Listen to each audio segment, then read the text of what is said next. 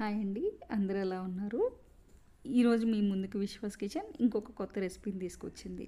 అదేనండి, cake in air fryer. So air ఫ్రైయర్లో cake తయారు చేసుకోవడానికి ముందుగా నేను ఒక కప్పు గోధుమ పిండిని తీసుకున్నాను. ఒక కప్పు గోధుమ పిండిని తీసుకున్నాక మనం ఏ కప్పుతో అయితే గోధుమ పిండిని తీసుకున్నామో అదే కప్పుతో ఒక 3/4 కప్పు షుగర్ పౌడర్ తీసుకోవాలి. షుగర్ పౌడర్ అంటే షుగర్ని ఇలాచీని కలిపి మిక్సీ వేసుకున్న పౌడర్ అండి. మనం ఏ కప్పు క్వాంటిటీతో అయితే గోధుమ పిండి తీసుకున్నామో అదే కప్పు క్వాంటిటీతో 3/4 వచ్చేలా షుగర్ పౌడర్ని తీసుకోవాలి. ఆ తర్వాత ఈ కేక్ కోసం మనం పచ్చి కొబ్బరి తురుముని వాడుతున్నాం. పచ్చి కొబ్బరి తురుము అంటే మనం పచ్చి కొబ్బరిని తురుము అయినా పట్టుకోవచ్చు, లేదా కొబ్బరిని పీసెస్గా కట్ చేసి మిక్సీ వేసుకొని ఆ తురుమునైనా వాడుకోవచ్చు. పచ్చి కొబ్బరి తురుము వేసాక దాంట్లో కన్సిస్టెన్సీకి తగ్గట్టు మనం వాటర్ మిక్స్ చేసుకోవాలి.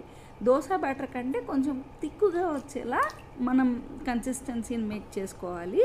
సో మనం నీట్గా మిక్స్ చేసుకుంటే బ్యాటర్ అనేది ఇలా వస్తుందండి. సో మనం ఈ బ్యాటర్ని ఇలా రెడీ చేశాక మనం ఇప్పుడు ఎయిర్ ఫ్రైయర్లో కేక్ చేస్తున్నాం కాబట్టి ఎయిర్ ఫ్రైయర్లో కేక్ చేసే ప్రాసెస్ ఏంటి అంటే, కేక్ ముందుగా తయారు చేసే ముందు ఎయిర్ ఫ్రైయర్ని ఒక 3 మినిట్స్ పాటు ప్రీహీట్ చేసుకోవాలి. ప్రీహీట్ చేసుకోవడం అనేది 160 డిగ్రీస్లో మనం ఎయిర్ ఫ్రైయర్ని పెట్టి ప్రీహీట్ చేసుకోవాలి.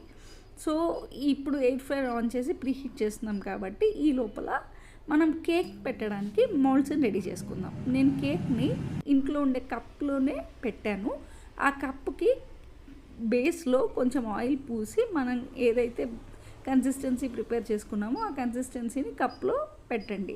కప్లో పెట్టాక ప్రీహీట్ చేసుకున్న ఎయిర్ ఫ్రైయర్లో ఈ కప్స్ని తీసుకెళ్ళి పెట్టి ఎయిర్ ఫ్రైయర్ మళ్ళీ 160 డిగ్రీస్లోనే 8 to 11 మినిట్స్ పాటు మనం ఎయిర్ ఫ్రైయర్ని ఉంచుకోవాలి. ఆన్ చేసి యూస్ చేసుకోవాలి.